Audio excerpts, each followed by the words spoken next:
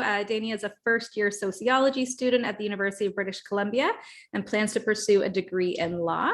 Despite her brain tumor diagnosis and medical adversities, she has made peace with her illness by giving back to her community and helping others.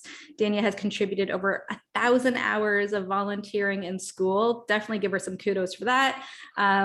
Community and national organizations, and currently she serves as a student ambassador at UBC. I bet you it's not snowing in Vancouver as it is here in London, Ontario. Oh no, it's sunny out today. Yesterday was raining, today it's sunny. It's totally normal for it to be a back and forth. Yeah, it was a bit super shocking today for us. But anyway, Dania, through her leadership roles, has developed a great passion for public speaking. When she's not busy digging into a school book, she enjoys trying out new recipes, hiking with friends, and cheering on the Vancouver Canucks at a local hockey game. So thank you so much for joining us today, Dania. My pleasure. And here's some beautiful photos that you sent. Love them. So tell us a little bit about what life was like for you pre-diagnosis, and then we'll kind of get into the type of tumor you were diagnosed with and treatment and so on. Yeah, of course. So I was quite young when I did get diagnosed. So life before that was quite simple, doing typical childhood things. I was in school. I loved playing sports. With my friends and family, go regular trips, yeah, it was a pretty typical, life until my life changed suddenly. In 2011. Yeah. So tell us a little bit about the symptoms that you had maybe leading up to your diagnosis, and then what your diagnosis was. Yeah. So I remember it started with the heavy pounding headaches.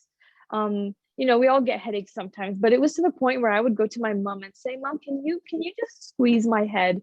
Like they were really severe. And when kids complain about headaches, sometimes you don't know how serious it is until it gets that pervasive. So it started with the headaches, and then slowly we started getting some drowsiness, some dizziness. Mm-hmm. That was a little bit concerning. And then started the vomiting, and that was the point where I was like, okay, we need to get this checked. Mm-hmm. And at first doctors, they didn't know 100% what it was. They thought maybe it was just like, vitamin deficiencies, just nothing to do with the tumors, until hit the double vision.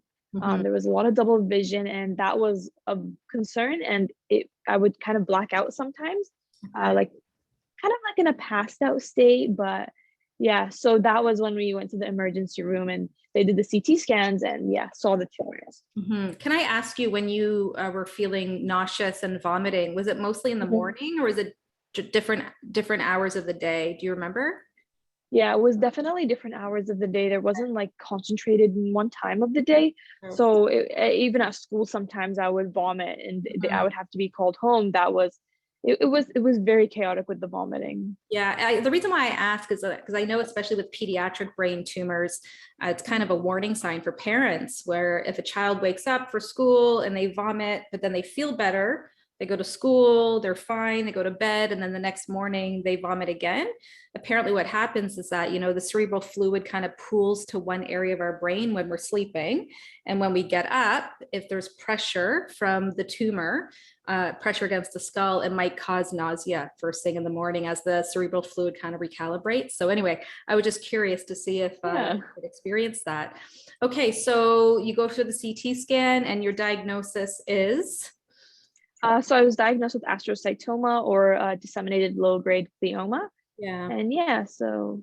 Okay.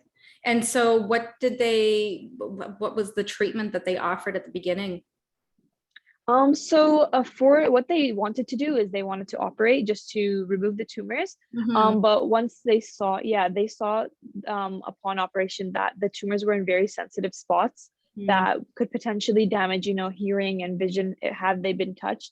So the backup plan was instead to insert a VP shunt, which is basically like a pump that drains the excess fluid from the brain, just to maintain, to reduce the growth of the tumors and to make sure there's not that pressure buildup within my head.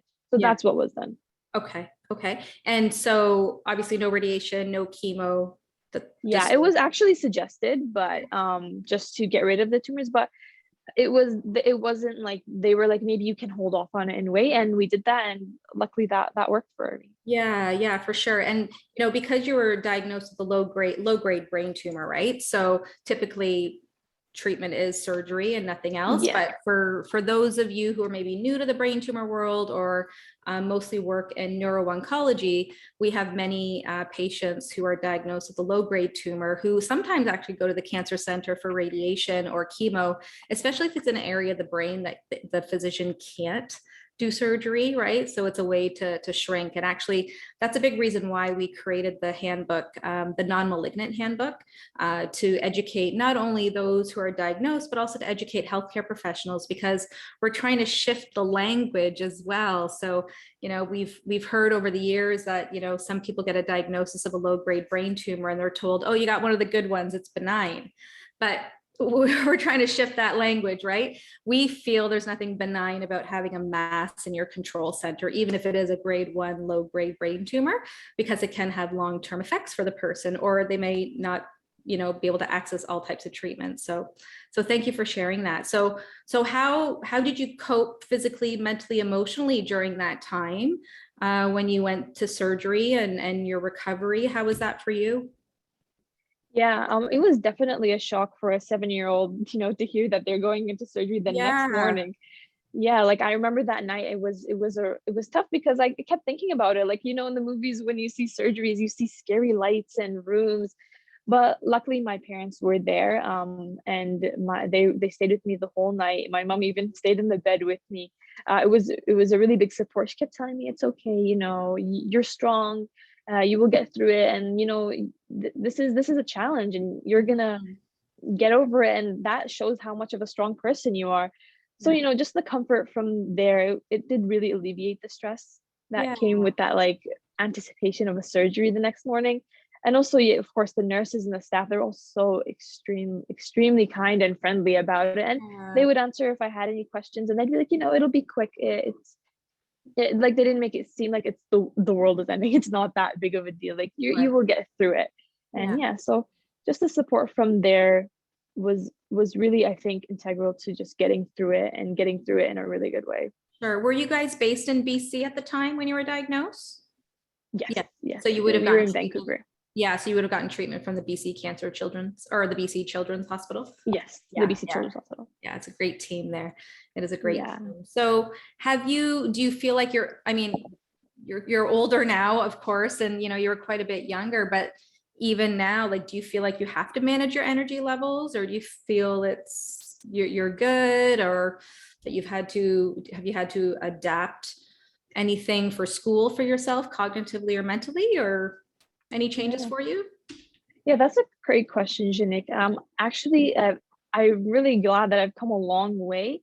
Like, thinking about it, in the beginning stages after my initial surgeries, those were very tough days because I started to have chronic daily headaches, Mhm. which were a big, like, they hit me like a truck because I couldn't go perform as well as I wanted to in school. I couldn't participate in athletics. It was really just, I felt like I was being slowed down in life, and because I kept having to lie down and rest. Mhm. So, but I kind of think that if you feel that pain at the beginning, even if it's a little headache, like, rest it off so that you can treat it while it's still initially there, so Mhm. that it doesn't build into something like worse. And doing that over the years, I've been doing that, and now honestly, the headaches have, like, thankfully subsided, and it's Good. been a little bit easier. But I do feel that sometimes I do need to still prioritize my health, and just think about the health that's important, and rest, even if there's a big schedule ahead of me. Rest so that it gets better before it gets worse. That's a That kind of great tip. thing. That's a really great Yeah. tip. And do you still go for scans now that you're older? Do you still go for regular scans? Yeah. Yes, I used to go more often, like twice a year, but now they do it once in 2 years, 3 years, just to make sure that everything is good. And gladly, things have been stable. Good.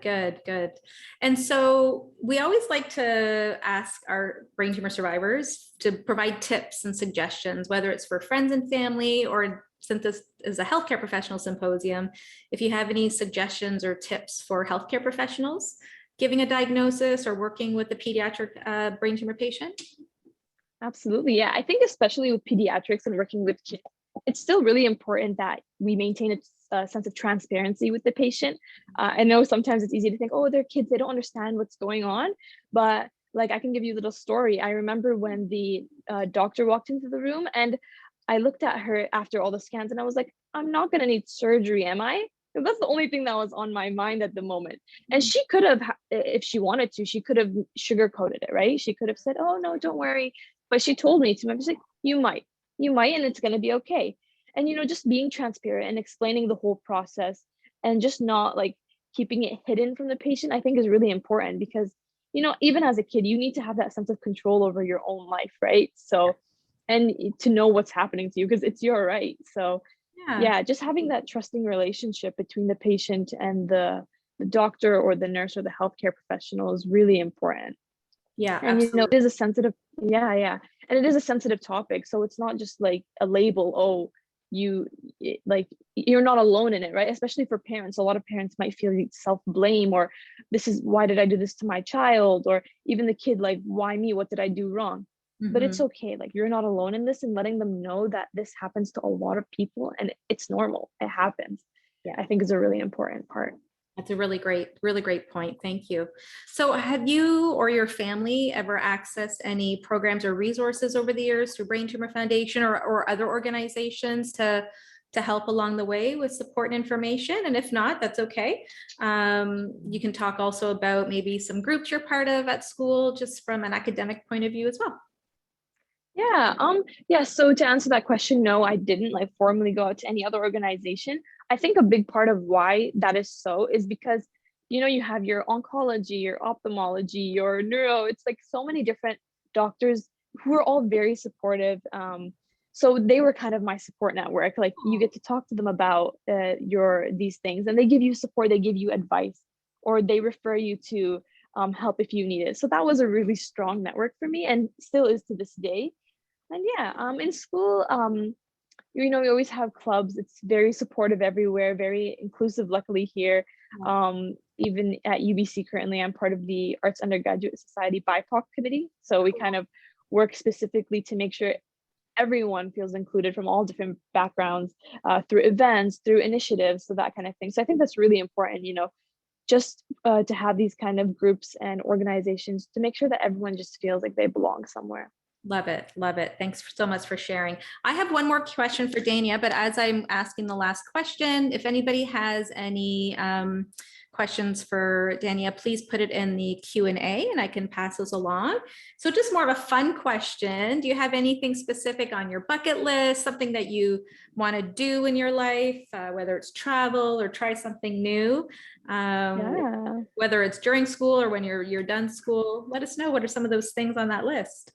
Yeah, I actually have three main ones that are like top on my bucket list. So I think one thing with brain tumors is you really learn to value like your health, and you know, you learn to value life really. So I really want to do, you know, things that I would never have been comfortable to do before, like adventurous things. Like I want to go bungee jumping, skydiving, parasailing, that kind of stuff. Good Like for I you. really, yeah, I really want to go out there and get the adrenaline running.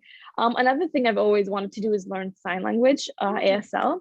Yeah. I just think it's a really good skill to have, and it's also something I think a lot of people should know, because you know a lot of people need it, and I think it's just it's something really unique to learn. And I actually think it's really fun. Like I have taken a few, I've like with the mentor, I've done a few like lessons where you learn the alphabet and stuff. So just seeing that process grow, I really hope to develop that into like an actual skill set.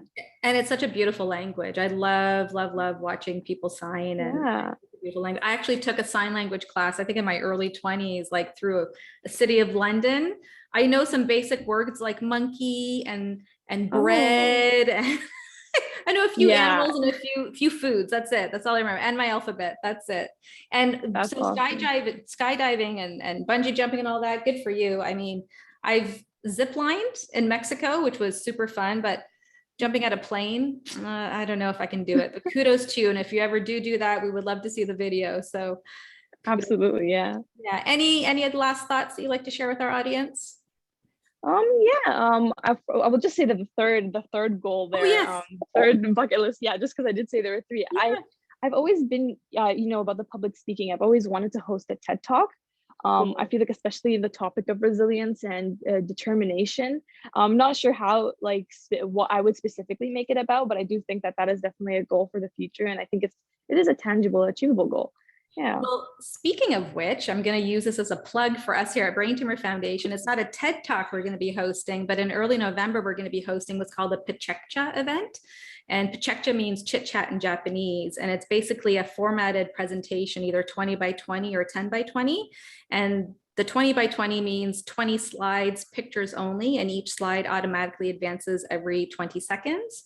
Or you do 10 slides that advance every 20 seconds, and you tell a story, or you share an experience, or you talk about some of your passions. So we're going to be reaching out to people to do some Pechekcha presentations in November. So maybe that's something you can add to your bucket list as well. And maybe some of those healthcare professionals online will want to participate too. So super exciting. Well, thank you so much, Dania. Anything else you want to add and share with our healthcare professionals? Yeah, I just want to say thank you, for having me today. Really, I think it's really important, and I think this is great, getting healthcare professionals together to just talk about the topics that are important today. And yeah, I really did enjoy it. And thank you for Dr. Lieben. You gave a great presentation about mindfulness. I really appreciate that as well. Absolutely. Thank you so much, Dania, for joining us. And there's some love in